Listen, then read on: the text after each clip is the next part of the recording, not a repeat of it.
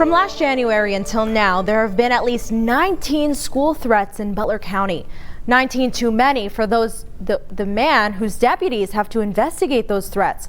Local 12's Jenna Cisneros shares the message Butler County Sheriff put out today.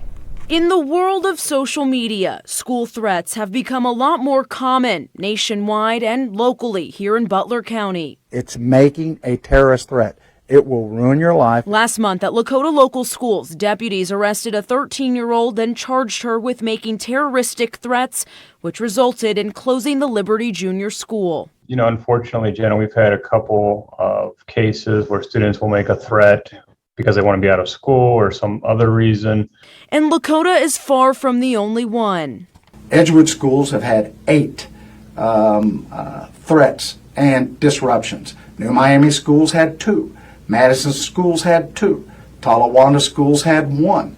Sheriff Richard Jones says school and law enforcement need to work together to address these threats and come up with solutions. The schools make the determination if they cancel the schools, and we've had so much of this. We don't want it to be, you know, like we're crying the sky's falling like Chicken Little. I know you heard Sheriff Jones's message, so what do you think the solution is? You know, I think it goes back to schools and families working together, staying vigilant on our kids and their social media activity.